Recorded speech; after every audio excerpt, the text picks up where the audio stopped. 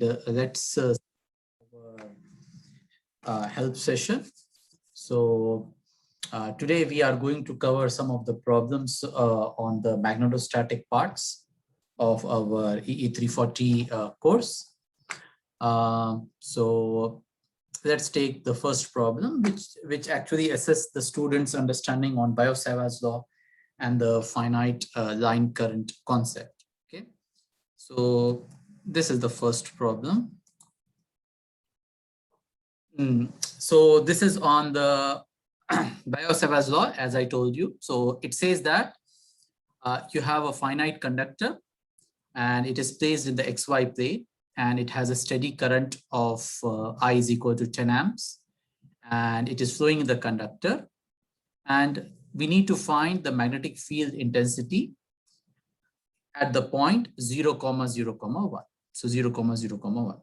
So this is a type of problem where your observation point is not in the plane which carries your current line.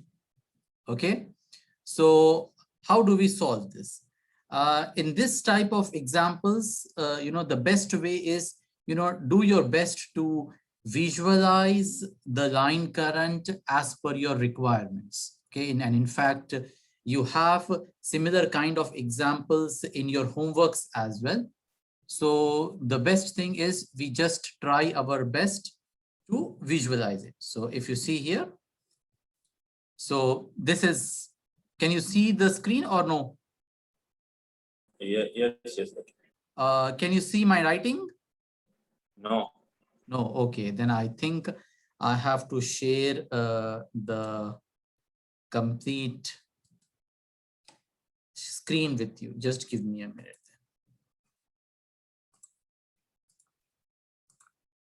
Okay, so okay, now you can see what I'm writing, right? Yes. Okay. So here, this is our problem. So this is my observation point, and my observation point is at a height of how much is in the previous example? I don't remember. Let me just check. This is 0, 0, 1. That means this height is also 1. Okay. So in this case,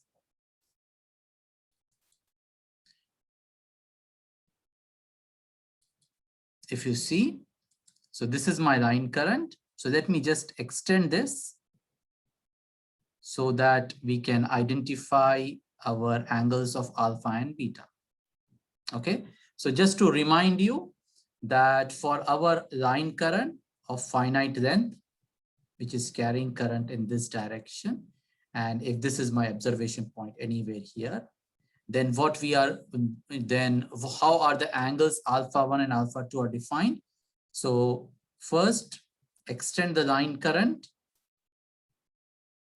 and then draw a line from both the ends of the line current to your observation point. And then based on this direction, so this angle is the interior angle alpha 2, and this angle is the exterior angle alpha 1. And then your A phi, which is the direction of our magnetic field, can be obtained from AL cross A rho. And what is AL? AL is your direction of your line current. So this is my AL, the unit vector along the direction of the line current. And A rho is the perpendicular distance. So first, let's find the perpendicular distance. So what will be the perpendicular distance? So this will be the perpendicular distance, and this will be rho. And this unit vector along in this direction is called the A rho. So from there, I can get this. And the expression, we know it. It is I over 4 pi rho cos of alpha 2 minus cos of alpha 1 times A phi. Okay. Now let's visualize this. So now I'm doing the same thing. I'm first now joining the two edges. So this is the first edge and this is the second edge. Okay. Now, what will be the angles now? So if you see, this is the direction of my current. So the angle or the edge from where the current is going upwards. So from the edge from where the current is going upwards, and it is an exterior angle. So this exterior angle is your alpha 1. Okay. And the other edge where the current is entering, and you have to take the interior angle. So the interior angle is alpha 2. Okay, this is alpha 1 and this is alpha 2. Now, how can you find alpha 1 and alpha 2? Now, if you see here,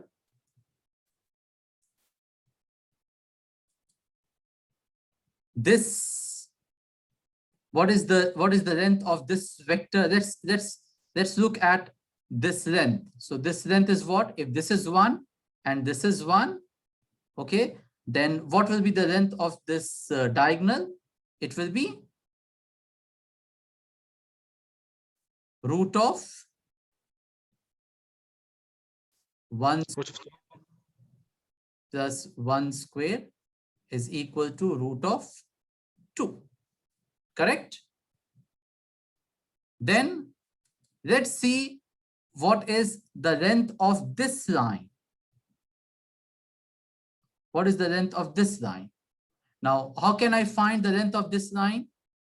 See, if this is my root 2, and what is this height is 1, because my point is at 0, 0, 1. So this length is 1. So this is 1 and this is root 2. Then this is what? This is your hypotenuse, because this angle is 90 degrees. See, this angle is 90 degrees.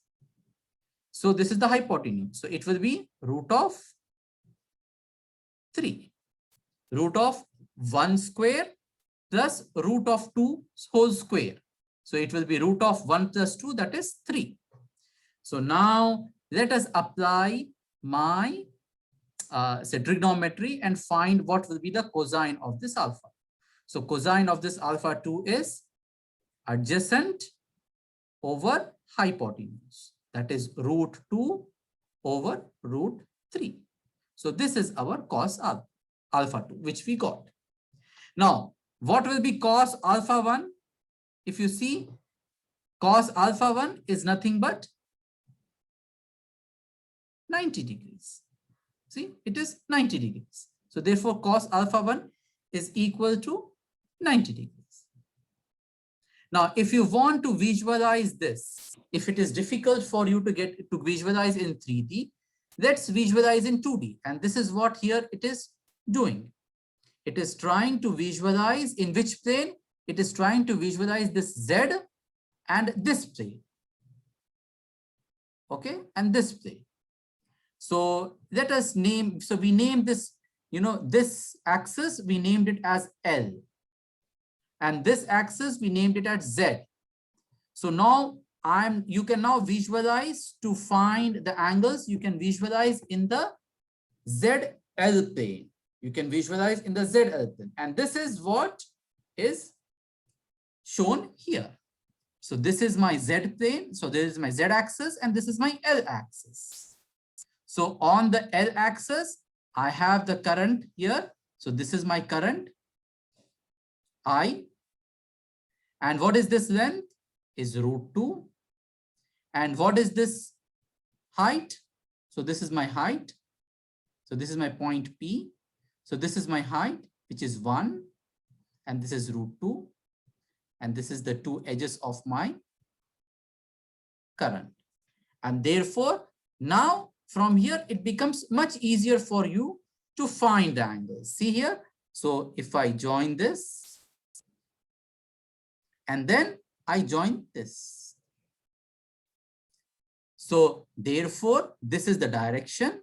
So interior angle alpha 2 and exterior angle. So I have to, as I told you, you extend the current.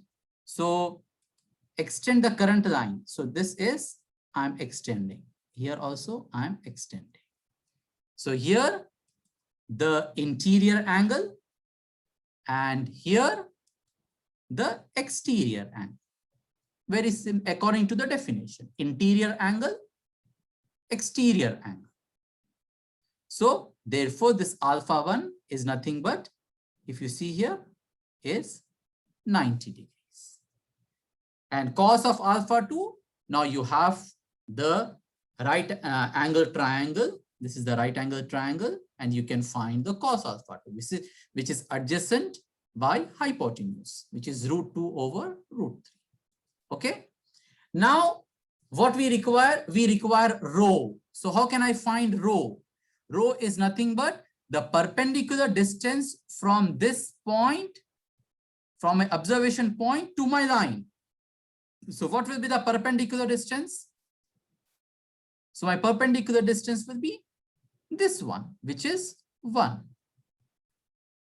If you want to again visualize, you can flip this. Instead of looking at ZL plane, you can look at LZ plane.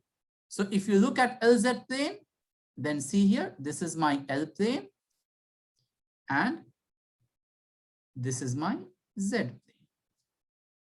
And on the L plane, now I have, sorry, on the L axis, now I have my line current, which is carrying current I, and here is my point P. So therefore, the perpendicular distance is nothing but this one, which is 1. So that's why rho is equal to 1. Now we got rho, we got alpha 1, we got cos of alpha 2. Here I am finding cos of alpha 2 because I require cos of alpha 2. I don't require angle. Okay, so that's why I'm finding cos of alpha 2. Now the only thing left is AL and A rho. How do we find AL and A rho? Okay, so let's see. So now what is my AL? So this is my AL. And what is my A rho? A rho is nothing but the unit vector which is along the perpendicular direction, perpendicular line rho, and its direction is from the source to the observation point. That means this is your A rho. And this is my perpendicular distance from my line to my observation point. So therefore, when you look at this, your A rho is simply what? See, what is A rho? It's simply my AZ. Can you see this? It is AZ. So my A rho is simply AZ. Now my only thing left is to find AL. Now, how can I find the unit vector along the direction of this line? So here comes your vector calculus. How can you go to this line? So how can you get this vector? Any vector in this direction, how can you get? I can go along this direction and then I can go along this direction. And to find a unit vector, you have to divide it by its magnitude. So therefore, I will say that my unit vector AL will be equal to, so I want to go here. I want to go here, from here to here. Then I'm going from here to here, which is nothing but AX, 1 times AX, I will say 1 times AX. Then I'm going here to here. So, and see the direction? Direction is along AY. And what is this distance? 1. So it is plus 1 AY. This is the vector in this direction, but I want unit vector. So therefore, divided by its magnitude gives me the unit vector. So this is the unit vector AL. Now we got both of them, and we know A phi is AL cross A rho. So you cross product AL with A rho, cross product this, you will see that you will get, it is 1 over root 2 times minus AY plus AX. Okay, so we already got phi. Now we have everything, just substitute. So H is equal to current I is 10 amps divided by 4 pi rho is 1 times cos of alpha 2, which we got root of 2 over root of 3 minus cos of alpha 1, which is cos 90 is 0 times A phi. A phi we just now got it. This is your A phi. Sorry, this is your A phi. This is here. And this is your answer. Okay. So in these kind of problems, especially when you have your observation point, which is not in the plane, which is containing your line current, then visualization becomes important. So you should try to, visualize from different planes. So as per your requirement. So if you see here, I used this plane because I want to visualize this plane to find my alpha 1 and alpha 2. Then to find the perpendicular distance, I visualized in this plane to find the perpendicular distance. But once you start, once you practice, say 1 to 2, 2 to 3 problems, even if you go and practice your homework problems, I think by that time you should be able to pick up these, how to find this unit vectors and how to visualize the things. You would be able to pick it up. Okay. So Okay. the next problem. Okay, so then I'm erasing. So, why did you keep the discussion for further reference? Say it again, please. This discussion that you put with colors, why you delete it? Why didn't you keep it at the slide? Oh, you want to keep this as it is? Okay. The slide.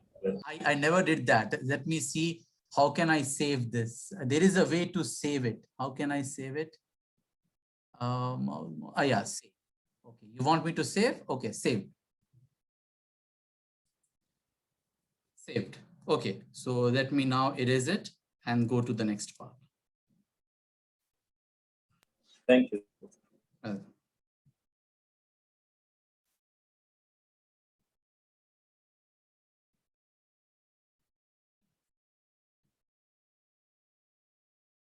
Okay, so now let's go to the next problem. So our next problem is problem 2, where the problem is testing the student's understanding of Ampere's law. So in the Ampere's law, this is the example, and actually this is the example of my lecture. But I think this example is very fundamental, because once you understand this, I believe you would be able to look at different kind of problems and apply Ampere's law. Okay, so the problem is the following. It says that you have a coaxial cable. So this is your coaxial cable, and the coaxial cable is made up of 2 wires. Okay, so one is the central wire. So this is the central wire, and this central wire is of non-negligible thickness, and therefore its radius is A. So the radius of this is A. This is the central wire, central conductor, I would say. And then you have a core material here. So this is your core material. And then you have another outer wire. But this outer wire is again of non-negligible thickness. Okay, this is again of non-negligible thickness. And the thing is, we need to find the magnetic field everywhere. So everywhere means here, how many regions we have? We need to find it here, 1. We need to find in this core region, which is 2. We need to find in this region, which is 3. And we need to find outside, which is 4. Okay, so these are the 4 regions where we need to find the magnetic flux, magnetic field. Now, once you know this magnetic field, then in any problems, you might be able, you might be asked some extra part. For example, you might be asked, the energy density, or you might be asked the energy. So these things will come later. But first thing is applying Ampere's law. Okay. So now let's start. So I will go to the next slide.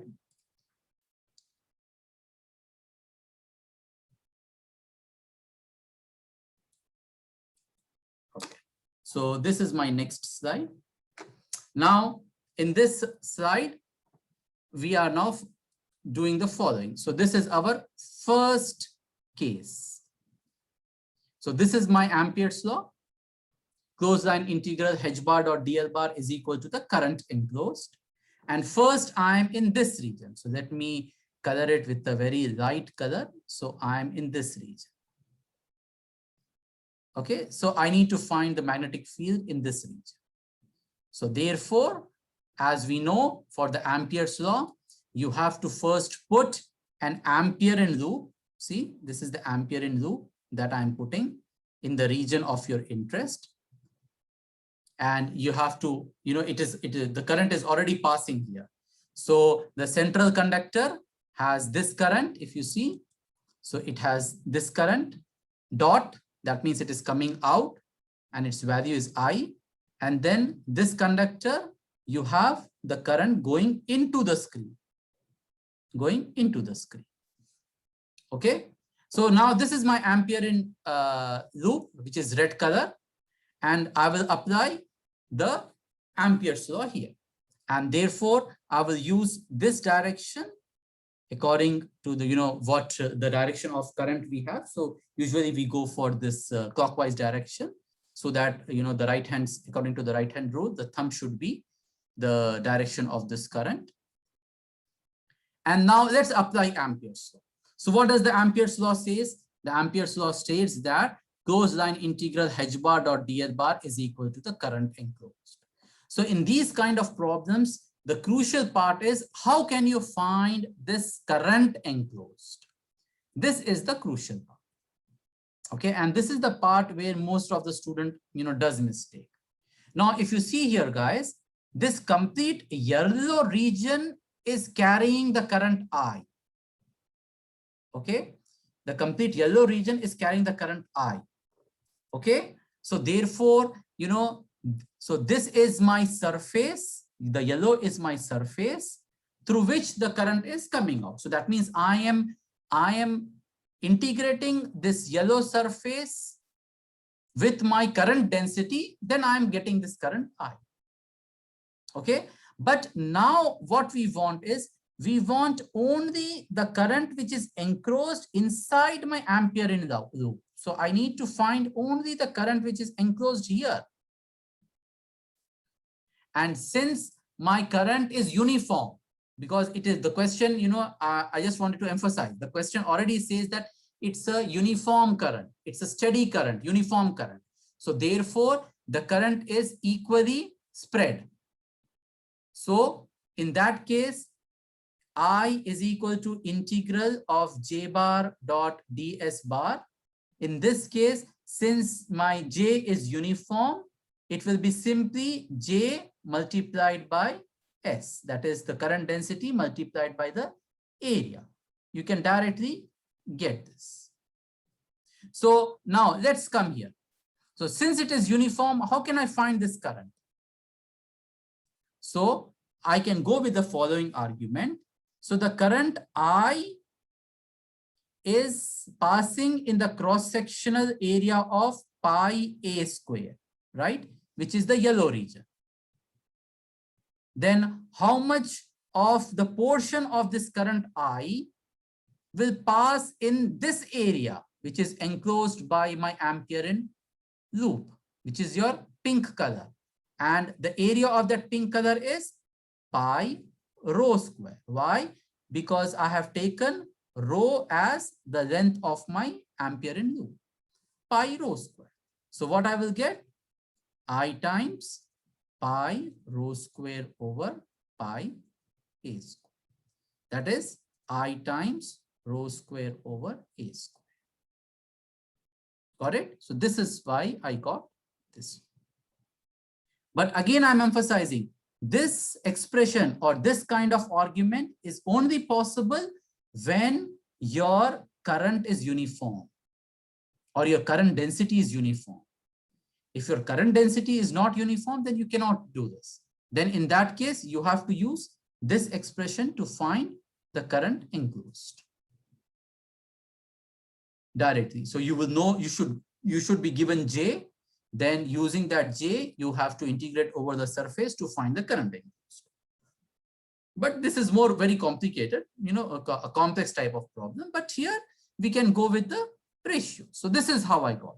Left-hand side, I will not emphasize more because we all know that this will become mere multiplication where H is my unknown, which is my magnitude. And it is this is the length of my Ampere in loop, which is the red loop. So it will be 2 pi rho is I times rho square over A square. Okay. So therefore my H is I rho square over 2 pi A square. And how can I find the vector? Again, with my right hand rule, I know that the magnetic field should be in the A phi direction. The magnetic field should be in the A phi direction. So that's why my H is now I rho square over 2 pi A square times A phi. This is what we get when you are inside this wire of non-negligible thickness. So this tells us that the magnetic field will also exist inside the wire of non-negligible thickness. That means inside this conductor, the solid part, it will exist. But the thing is, we will not be able to measure this because, for measuring, we have to put our probe somewhere. So how can we put a probe inside this? Now, let's go to the second case. Now, in the second case is very straightforward, where now my rho is, so let me just save it. Okay. So now my rho is not here. So my rho is now, that is my Ampere in loop is not changed. So my Ampere in loop is now this one. This is my Ampere in loop because now I am interested in the region between A and B. So that's why I'm putting my Ampere in loop between A and B. So this is A, see, this is A and this is B. So I'm putting it between this, and the radius of this will again be rho, and the direction is like this. And now current enclosed. So what will be the current enclosed in this? So what will be the current enclosed in this red Ampere in loop? Anybody can comment? It will be just I, right? Why? Because your complete I is enclosed inside this red loop. The complete current I is enclosed inside the red loop because this is the area which is carrying the current I. So the complete area is enclosed inside the red loop. That's why it is current I. And therefore, if you see, this is the expression of an infinite straight line. I over 2 pi rho A phi. Now, the third one again becomes a little bit, tricky, which you need to know, again, analyze it in a similar manner as we did it for the first case.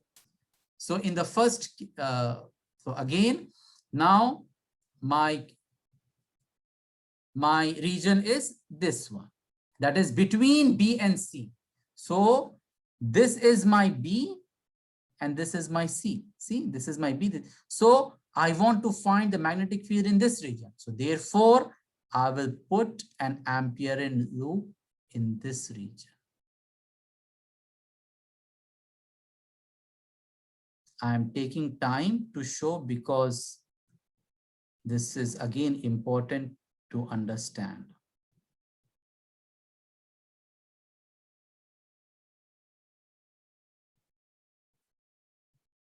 And this rho is again variable, but this rho can take only values between A and B. So this is my Ampere in loop.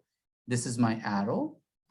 And then I will apply the same on the left-hand side. It will be the same H times 2 pi rho. Now my right-hand side is the current enclosed.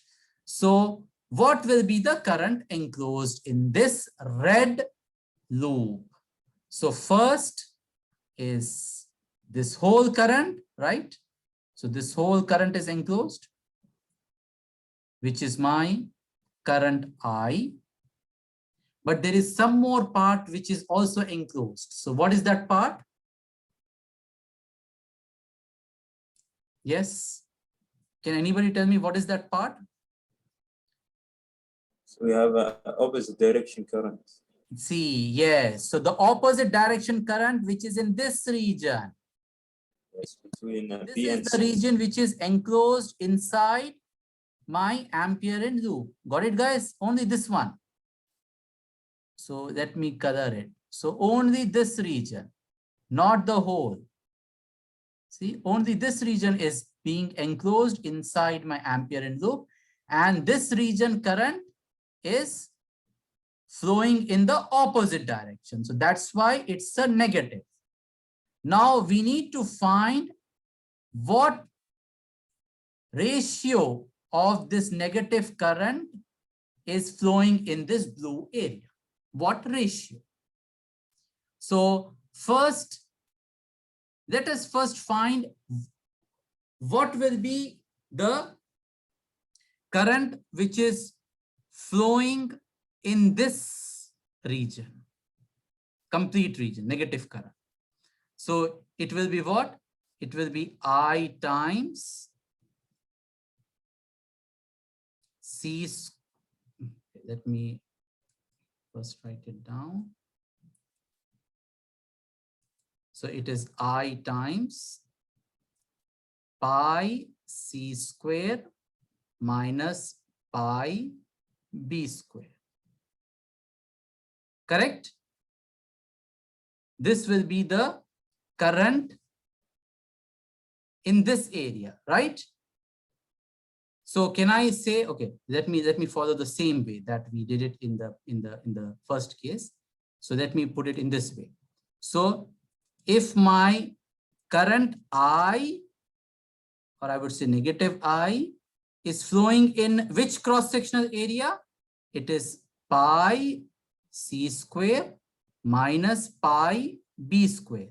That is nothing but my pi C square minus B square. It is correct? Is it correct? This is the cross-sectional area, because Yes, yes. I need this area. So what I am doing, I'm finding the complete area of this outer, circle, which is pi C square, and I am subtracting the area of this inner circle of radius B. Then I will get only this area, this complete area. Now I got it. Now I want, out of this, I want how much is the current flowing in this area, blue one.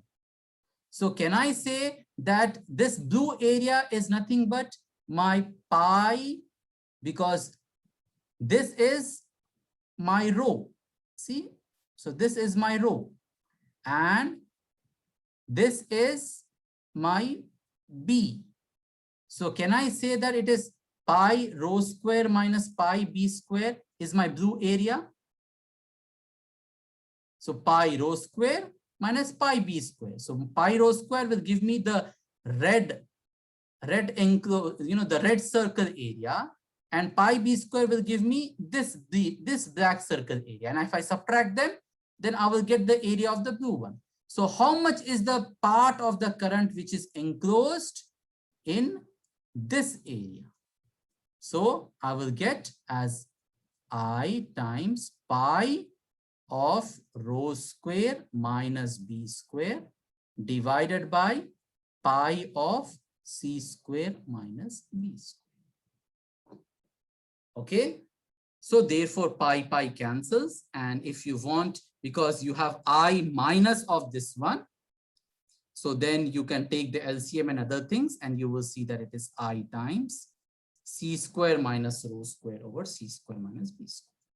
So if you understand this concept, then, any, say variations in the problem, you should be able to find the current which is enclosed inside your Ampere loop. And once we get this, it's straightforward. So therefore, my H will be 2 pi rho will come on this side, and then you will get the cancellations. So here it should be 2 pi rho. So I think there is a mistake here. So it should be 2 pi rho. Okay, it should be 2 pi rho times A phi. Okay, so this is in third region. Now, what about in fourth region? Again, it is very straightforward. In fourth region, so what will be in the fourth region? Can anybody tell me what will be in the fourth region? You have two Rho is opposing greater than currents. A. Sorry, when your rho is greater than C. It will be zero. It will be Because 0. the total Yes, current because enclosed is zero. yes, because the net current. So this is why it's so important. I'm emphasizing this word net because Ampere's law says that it's a net current. So this is my now loop. Okay, and this is my rho. Now I need to find the current enclosed in this red loop. So now the current enclosed is first this current, which is my I, and this current, this whole current, see, which is here, whole, not a part. In the previous case, it was a part, but this whole area is now inside my red loop, inside my red loop. And this is what? Minus I. And that's why, since the right-hand side is 0, your H bar is equal to 0. So here, non-zero magnetic field, here, non-zero magnetic field, here also non-zero magnetic field. Only outside it will be the zero magnetic field. Okay? And that's why coaxial cables are now much, famous, and they are replacing the twin wire because your complete electric and magnetic field will be inside your coaxial cable, preserved. Okay? So any questions in this? Okay, now let's Doctor, for the first case, yes. Should it be I rho instead of I rho square? Third case. This case. First case. First case. Okay, should it be I? The magnetic field, should it be I rho over 2 by A square instead of I rho square?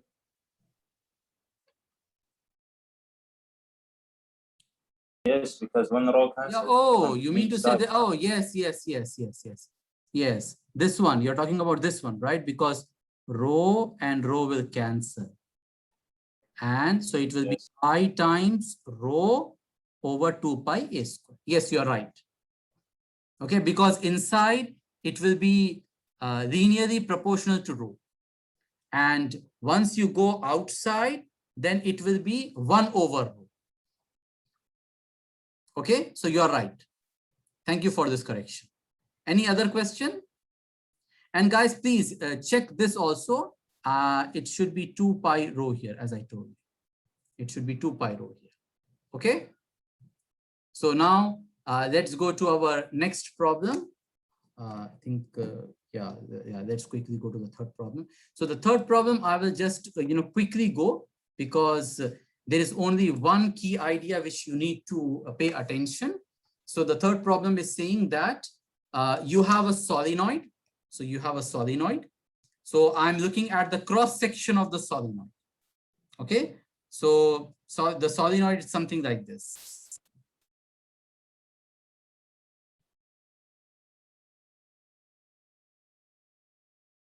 And your wire is wounded in this manner. Okay, something like this. Now, it is saying that you have this solenoid, and this is the core of the solenoid, and the solenoid is 50 centimeters long. And now this is the core of your solenoid. So if you see, the core of my solenoid is not a solid. It is not completely a solid. Only this gray part is a solid of a magnetic material whose relative permittivity is 30. Whereas inside, this is hollow and you have an area. And this is 2 centimeters and this is 2.1 centimeters. Okay, the hollow inner volume is air filled and the solid volume is of a core with relative permeability 30. The solenoid has how many turns? 250 turns, and a DC current of 7 amps is passing through the solenoid. Now you need to find the magnetic energy stored in the hollow part, the magnetic energy stored in the solid part. So magnetic energy stored here and the magnetic energy stored here. And then we can use this to find the inductance of the solenoid. Okay, so you need to find the inductance of the solenoid. So here the key idea is, I will tell you. So first, the first part is straightforward because you need to find magnetostatic energy density. So first you need to find the magnetic field. And we know for a solenoid, we know it very well.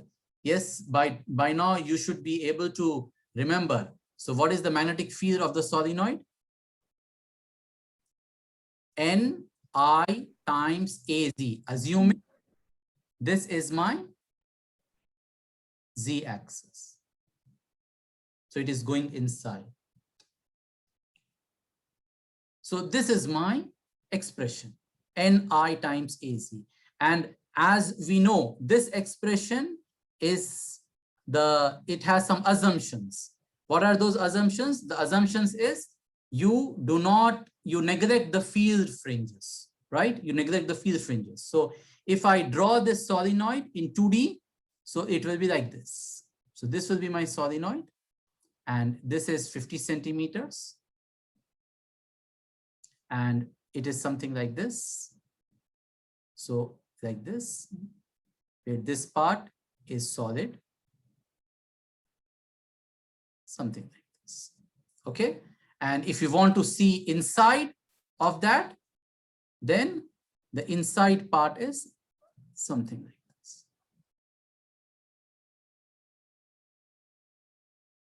Okay, so you will have a circle here as well. Now your wire is wounded, so you have all the wires on this one. So all the wires are here. And how many turns you have? You have N is equal to 250 turns. And now what is the magnetic field here? Magnetic field which is produced by this solenoid, we all know. If this is my z-axis, so that means if this is my z-axis, then my magnetic field produced by the solenoid will be almost a constant inside the green one.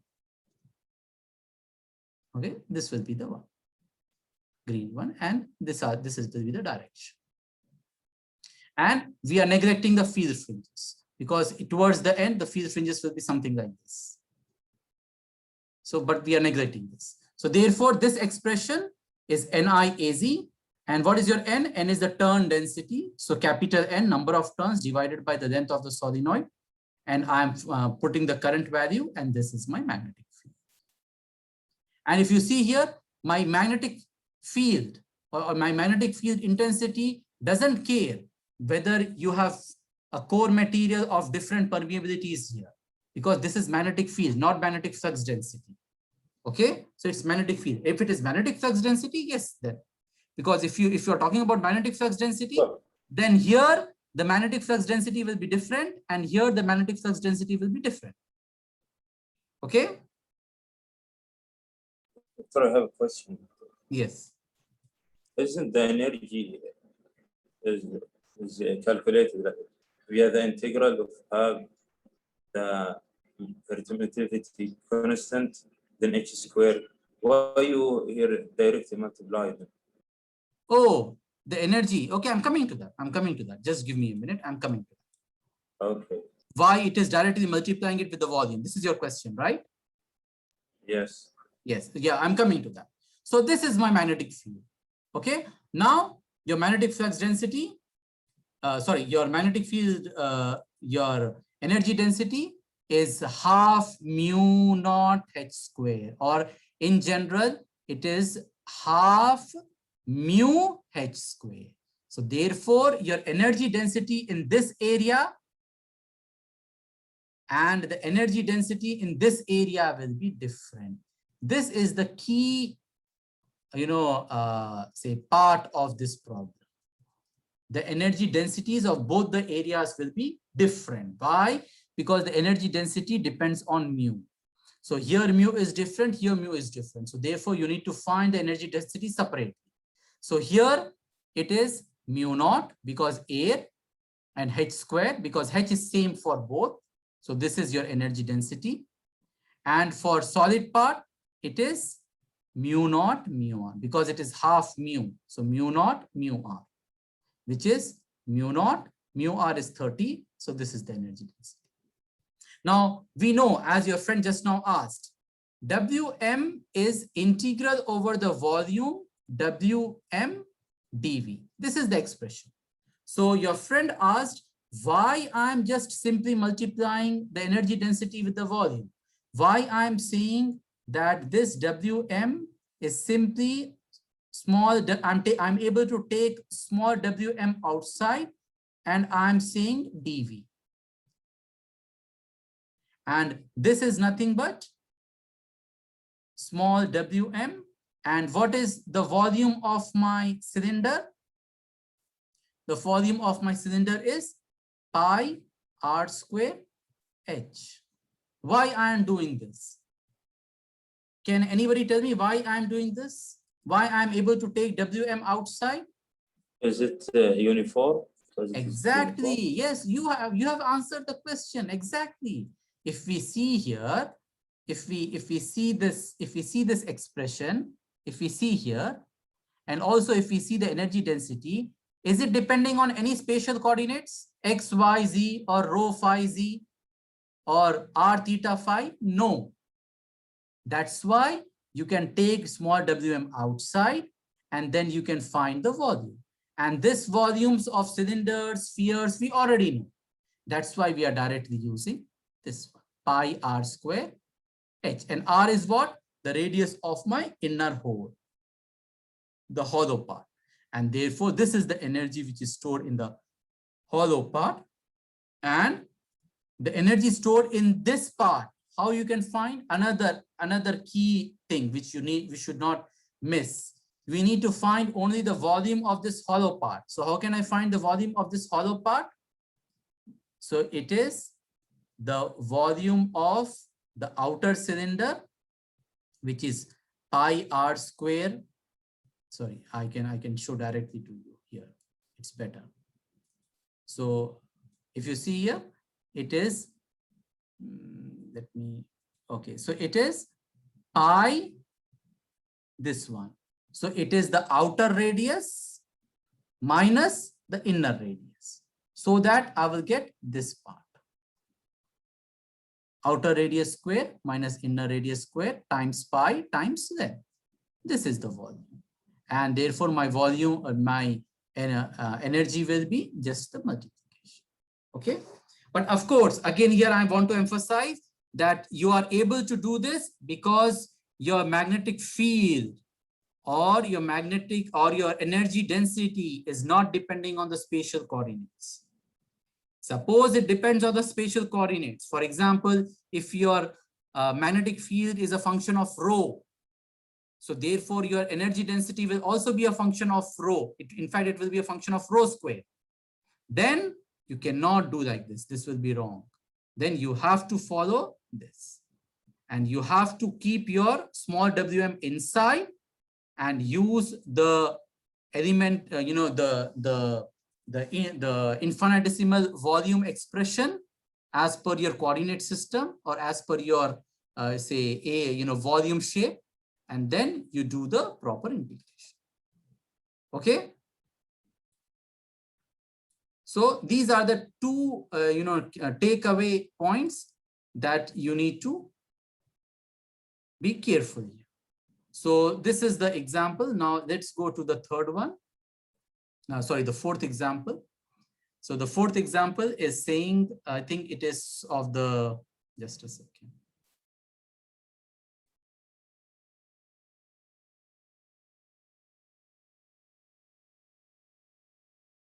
Okay.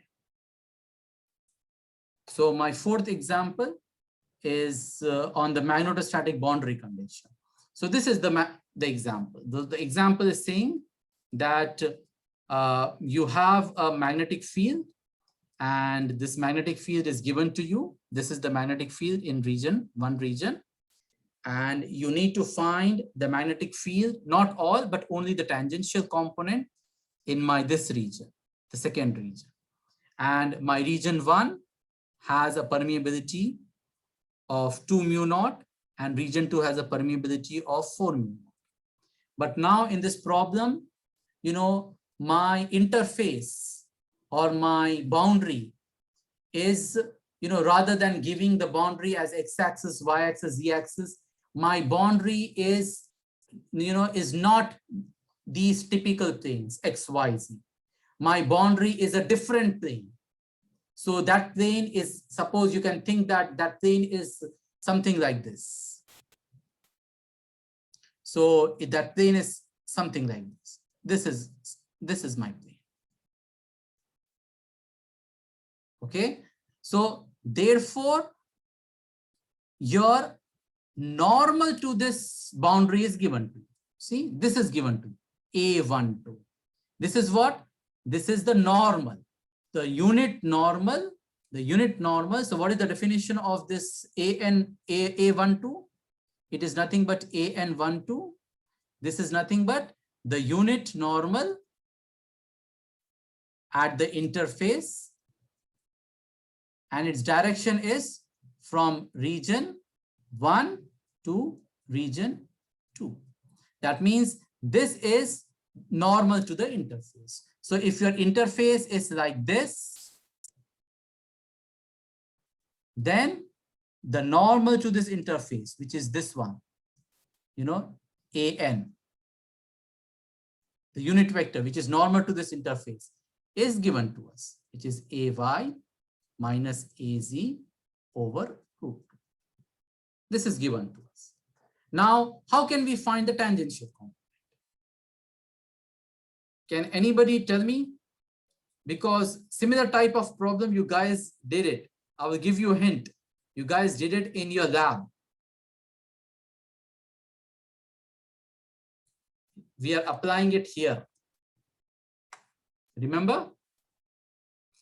How do you find a normal component of any vector? That is the main key idea you need to use. How do you find the normal component of a vector? So this is nothing but the projection. If you go and if you look at your help, maths help session, which I have already opened it to you, this one, this is the key idea we are using. This is the projection of a vector B on a vector A. This is the idea that we are using. And similar kind of problem was also done in the lab also. So how do you find the normal component of any vector? So the normal component, so what I'm doing, I'm finding the normal component of my H vector. Because if you see, my H vector is 2AY plus 3AZ. So my H1 vector is 2AY minus 3AZ. Now from this, I'm trying to find which one is the normal vector, because here it is not straightforward. We cannot say that AY is the normal component or AZ is the normal component, because this is not, your boundary is not an XY plane or XZ plane. So therefore, your normal component can be a part of this and a part of this, both, because your normal is different. The normal to your boundary is different. So in this case, how can you do it? You use this concept. To find the normal of any vector, you first dot product that vector with the unit normal. So if you dot product that vector with the unit normal, that means you will get the magnitude of this vector H1 in this direction, in the normal direction. And then when you multiply it with the normal vector, you will get the component of H. Got it? Again, I am repeating. What you're doing, you're finding the normal component. So how do you find the normal component? First, you are doing dot product with the normal vector. So you are finding, you are dot producting your vector with a unit vector along which you need to find your normal. So this is the unit normal. And when you dot product with this, you will get only the magnitude of H1, which is along this normal vector. So this is that magnitude. And then you multiply it by the unit vector, because if you multiply it by the unit vector, then you will get the complete component of your H1 vector, which is in the normal direction. So this is the idea. That's it. So it is H1 dot AN. So if you dot product with AN, okay, so if you dot product with AN, what you will get? This is already AN. If you dot product this, 2AY dot AY is 2 minus 3 AZ dot AZ is 3. AY dot AZ and AZ dot AY will become 0. And divided by root 2 is coming from the AN from here. And then multiplying by the normals. So therefore, this is the part from the H1, which is in the normal direction. That is, which is normal to my this unit vector. Or I would say, which is normal to my boundary. Because this unit vector is normal to the boundary. And once I know the normal component, then how can I find the tangential component? We know. The tangential component plus the normal component will give me the complete vector. So the tangential component is the vector minus the normal component, which is this one. Okay. I think, yeah, it's time, guys. I think if you can give me 2 minutes, let me just go and look at, yes, let me just take this example and then we will conclude. Okay, is it okay with you? Or if anyone has any, say, commitments, he can leave, no problem. I will just finish this example and then leave, because I was not able to finish an example on the force. That's why. Is it okay? No problem. Okay. So Just take your time, doctor. Okay. So let's start. So this is an example where we are testing the students' understanding on the magnetic force. So here the problem says that you have an infinite conducting sheet, and this is in the XZ plane. So this is my plane. So my X is here, coming out of the screen. Okay. So my XZ plane is this conducting sheet, and it is carrying a current, surface current. What is that? Minus 10 times AX. So this is carrying some surface current, minus 10 times AX. That means the current is flowing inside the screen. So the current is somewhere like going in this direction. These are all closed. See? So the current is flowing in this direction along the plane. All. Then you need to find the force on a line segment. And this line segment is also carrying a current, which is 1 amps. And the dimensions of this line is from 030 to 060. So this is the location of my small line current, which is carrying current I. So I need to find what is the force which is exerted on this one because of another sheet, infinite sheet, and this sheet is also carrying the current, which is minus 10 times AX. So how should you proceed? We know it very well that to find the magnetic force, the expression of magnetic force is, so the expression of magnetic force is, so this is my Y, this is my Z. So let me just draw. I think I forgot to put the infinite sheet here. So this is my infinite sheet. And this is my line current. So 030 and 0, 6, 0, and it is the direction of current is like this. Okay, so this is the expression. F is equal to I dl cross B.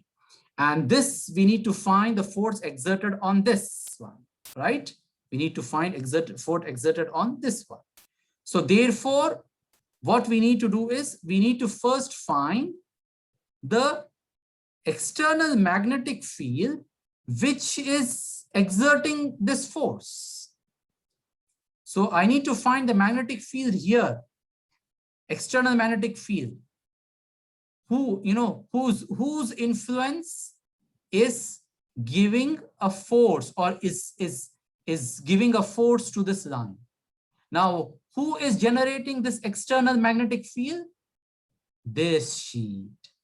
So this sheet within the vicinity of this line is creating a magnetic field, and this magnetic field is becoming external to this line, and therefore this line is experiencing some force.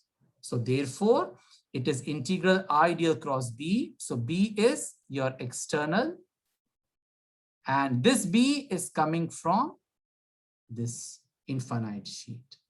I is your line current. This is experiencing, this is A. 1 amps. It is 1 amps. So now let's first find B. How can I find B? So if you know, for the infinite sheet, the expression is H bar is half K bar cross AN. And what is the definition of the AN vector? AN is the unit vector from your sheet to your point of observation. From your sheet to your point of observation. So now I want the magnetic field in this region so that I can apply here. I can do the dot product. That means I am interested in this region. And this region, so what will be the unit normal? Yes, what will be the unit normal if I'm interested in this region? So it's a unit normal from the sheet to the point of interest. So this is my point of interest. So what will be the unit normal? AY. AY, yes. So this is my point of interest. So my unit normal will be AY. And now half times, this is minus 10 AX cross AY. And this will give me minus 5 AZ. And this minus 5 AZ is here. That means it is giving you it is giving a magnetic field which is in minus AZ direction. So the magnetic field is something like this everywhere here. Minus AZ direction. Got it? Now once we get this, so it is integral. So it's the line integration, integral over L, and my L is from here to here. So that is from 3 to 6. So it is from 3 to 6. I is 1 amp, 1 amp. DL, what is my DL here? So I want to integrate over this line. So my DL will be dy AY. It will be dy AY because this direction, DL direction will be according to the current I. So it will be dy AY cross minus 5 times AC.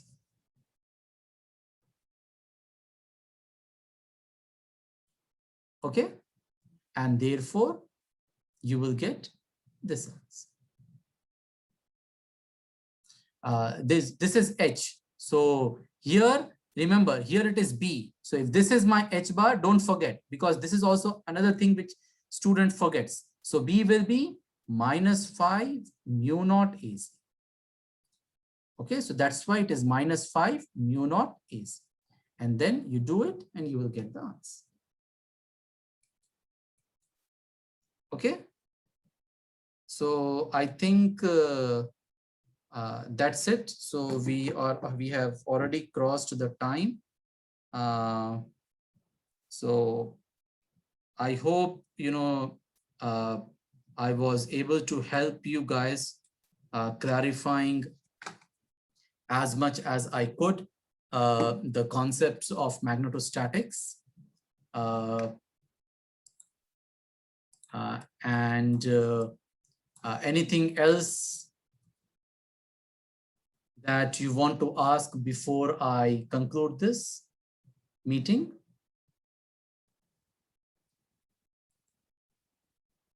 Nothing? Thank you, Doctor. Thank you guys. Thank you very much. And thanks for attending. Yes. Could you please send these files to us, slides?